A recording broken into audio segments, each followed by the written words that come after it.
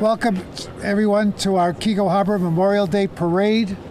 On behalf of the Team Keego Foundation, Team Keego was formed for one single purpose: to improve the services and the quality of life and to honor the youth and adults of our community. About the parade route, I want to elaborate a little bit. The crowds along this parade route will probably mount to 4,000 people between the Abbott School and where the parade will end, right at City Hall.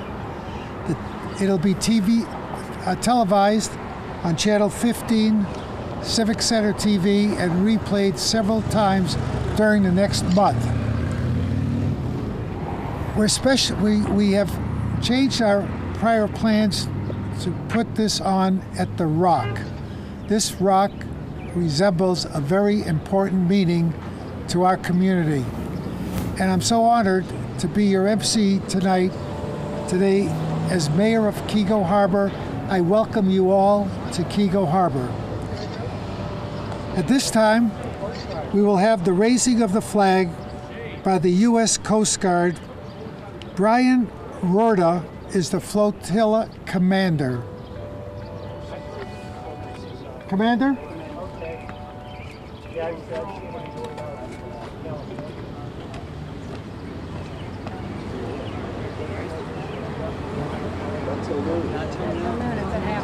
Not till noon. Okay. Is the bugle person here? The bugle. Person is playing the bugle. Well, we really are a lot more organized. Hold on here. Pardon me?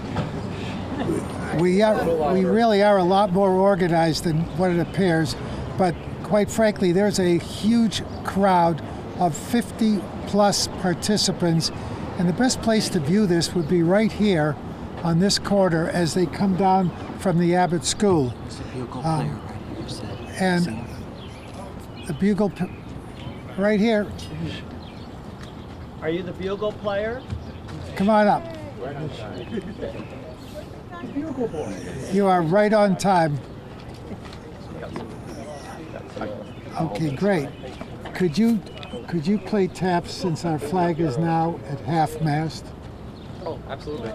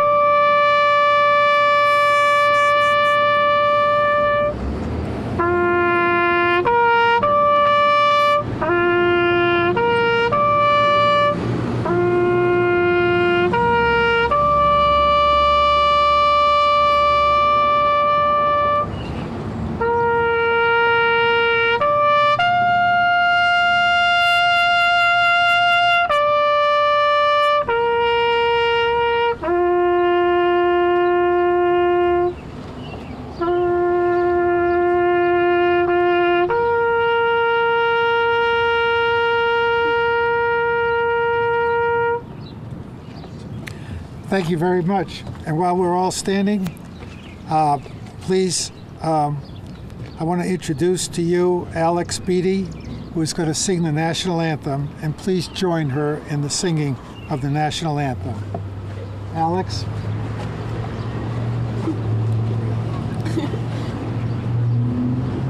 Oh, say, can you see by the dawn's early light what so proudly we hailed at the twilight's last gleaming, whose broad stripes and bright stars through the perilous night o'er the ramparts we watched were so gallantly streaming, and the rocket's red glare, the bombs bursting in air, gave proof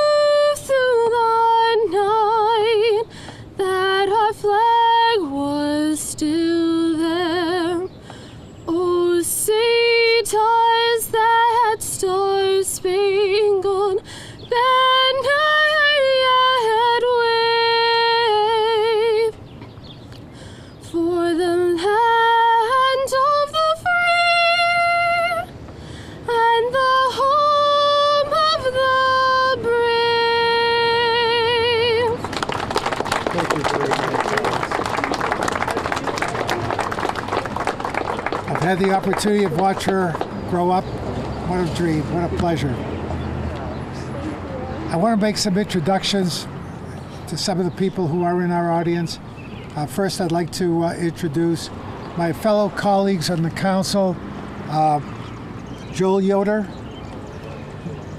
Mayor Pro Tem Joel Yoder, John Fletcher, of course, and you'll hear more of John Fletcher right here. Former mayor, two former mayors of Keego Harbor, and I think is Rob Calvin. Rob Calvin is working the parade at that end, and John Newberry is working the parade at that end. There's one thing about Keego Harbor that I can't boast about for many communities. All 5 council members have been mayor of Keego Harbor at one time or another, and that is a unique situation and a benefit for Keego Harbor. I'd also like to introduce Tom Berman, our county commissioner, who was a former city councilman here in Keego Harbor. Tom was elected to be the commissioner of our area, and he's doing a fabulous job in his first year as a county commissioner. Tom, we taught you well. Thank you very much. I also want to introduce one other individual. And anyway, if anybody wants to sit down, please sit. This individual is named by Gordy. His name is Gordy Deibler. Gordy, where are you? There you are. Gordy. Yep. Gordy Deibler is a stepfather to specialist Byron Foudy, somebody that you may have read about in the newspapers. Born on April 17th, 1988, missing in action May 12th, 2007. His body was recovered July 8th, 2008, totally dismantled by some pretty big losers. And we thank you very much for coming here. And all of the flags that you see in this area, including the ones over at City Hall, are donated by this gentleman and his organization in his son's memory. I'd be remiss if I didn't introduce the singer's mother. There she is, right here. She is also on the West Bloomfield Board of Trustees. Thank you very much. Appreciate it. So, beginning with our honored guests today, our first one is William Jeffrey Fletcher, also known as Jeff. The J is important. Jeff was born in 1957. He attended Roosevelt Elementary School, the Abbott Middle School, and West Bloomfield High School, where he graduated and starred as a Laker on its basketball team in 1975. Jeff, like a lot of kids then, worked at Gino's making pizza. Didn't everybody work for Gino making pizza? He joined the Army and considered Keego his hometown until opportunity struck and he moved to Texas. Jeff has 3 wonderful daughters, and you'll meet them soon. Jessica begins with a J, Jennifer begins with a J, and Jill begins with a J. He was the proud grandfather of 6 and a loving husband to his true love, Marcia. I really think it's Marcia, right? It's Marcia. Got it, sorry. Today his daughter Jennifer, with a J, and 2 grandchildren, Jaden and Raven, are here from Arlington, Texas, as his daughter Jessica who came in from San Diego, California. Present are his brothers, Jim with a J, John with a J, and Josh with a J. Jeff was very proud and honored to have served in the United States Army, and like so many others, he often spoke of his time overseas. Jeff was an avid Tiger fan. He loved fishing in Cass Lake and in Dollar Lake. The Fletcher family roots are well established in Keego Harbor. Jeff was proud to see that even a Keego kid, his brother John Fletcher, would someday become mayor of this city. And before I introduce John to come up and accept this award together with Jennifer and Jessica with the J's, please stand. John.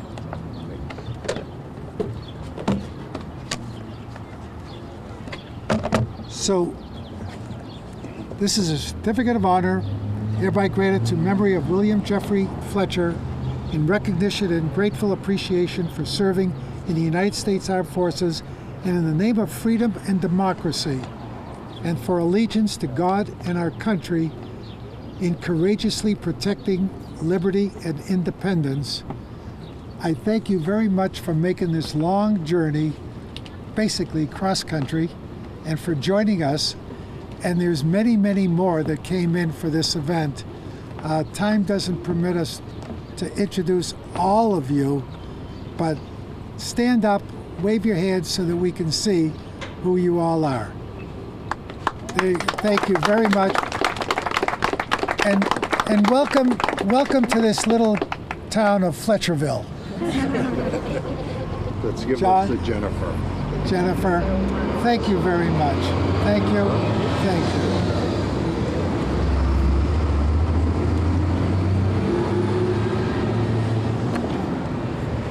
And come back and visit us when the food runs out at John's house. Oh, that's never. Anyway, Everybody sticks around till the food runs out. the next honoree is our next honoree is a friend of mine who I first met when I started my business career many, many years ago. We hadn't seen each other for many years until we got reacquainted last summer at a party, and it was an unusual history of what days were like when we were in business years ago. Gerald Christ is his name. He was drafted into the United States Army Air Force in 1943. He became a specialist in bombing because of his accuracy in always hitting his targets. One example was a German plant that was making bombs to wipe out France. While annihilating the plant, his plane named the Roanoke Magician took on enemy fire. The plane was forced to make a crash landing on a small farm in a village in France. 8 survived, the pilot didn't. The story takes another twist. The farmer sold his farm to his son, who spent 55 years collecting parts from the entire area of the site where the plane made a forced crash landing, and he pieced them all together. And after years, he learned that the son found the names of all of the survivors and encouraged the French government to honor each one of them at the site where the plane crashed. All the survivors were flown back to the French village and honored in a village parade, dedicating a monument on the site of the crash. Gerald is a recipient of a Purple Heart medal, which he cherished. He loved his country, he loved his life, he loved his wife. They were married for 71, in his words, 0.6 years. His children, he loved life, all of them. Gerald was supposed to be here today, except the good Lord needed Gerald and Sally for higher calling last December. Here today is the most beloved son a father could ever ask for. As we approach the first Father's Day without Gerald and Mother Sally, I invite Chuck Chris to receive this certificate of appreciation from Keego Harbor for your dad's commitment to our country. Chuck, thank you very much. Appreciate it. Thank you. Thank you. And thank you to his wife, Missy, right over here. Our next honoree is a gentleman that I just met a few weeks ago. He grew up in this area. He attended West Bloomfield High and the Laker Academy. It's unusual how we met, but we're not going to go into it now. He enlisted in the U.S. Marines at the age of 22, and in his words, he had a calling to fight terrorists over there before they came here. He took advantage of every opportunity to learn a skill of how to be the best infantry, Marine, and mortar specialist he could be. Scott was sent to Camp Lejeune and served in the famous 2nd Battalion, 6th Marine Division, where he was one of 8 selected to join a very elite group of Scout Sniper Division platoon specialists in reconnaissance, surveillance, and target acquisitions. In June 2010, Scott was deployed to Marja, Afghanistan, where he conducted combat operations. 2 years later, he was medically discharged as a corporal. Today, it's difficult for him to tell his story, but together we agreed that he must. Scott is here with his mother, his sister, and his friend Lisa, here to tell why Memorial Day is so important to him is Corporal Scott. Give him a warm welcome and salute to a real Marine hero. Scott, come on up.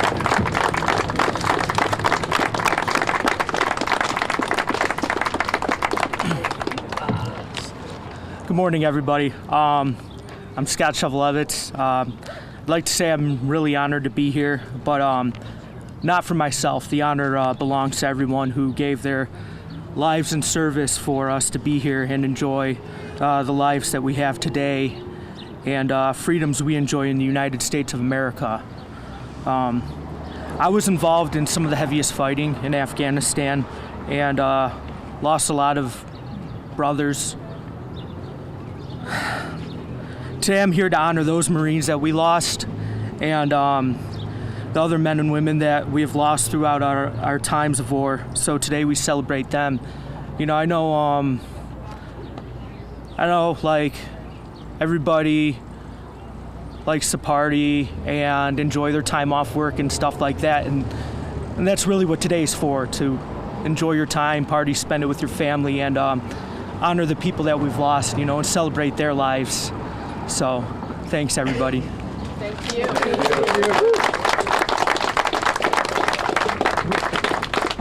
Scott, you did a marvelous job. Next year, you can be in charge of this whole parade. This is our special thank you for your service, for being who you are, and for coming here today. Thank you. Thank you very much. And here's a little additional gift for me to use. Thank you. You bet. Scott, thank you. Thank you. Appreciate it, and a salute to you. Thank you. For those of you who have served who are serving our country, or any branch of the armed forces, please take notice that there are people who are passing out small tokens of appreciation over here on this side. For those of you who have served or are serving, please help yourself to this small token of appreciation over here on my right.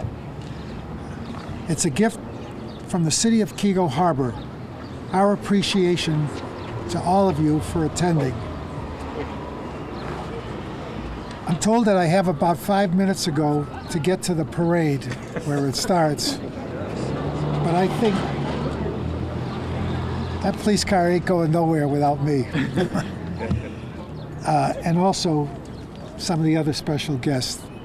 My sincere appreciation to the many volunteers, especially my co-chairpersons, John and Jennifer Newberry, and many volunteers and supporters for their countless hours of work, and to Doug Walden, who heads up our city's DPW efforts, the Keego Harbor Police Department, special welcome to them.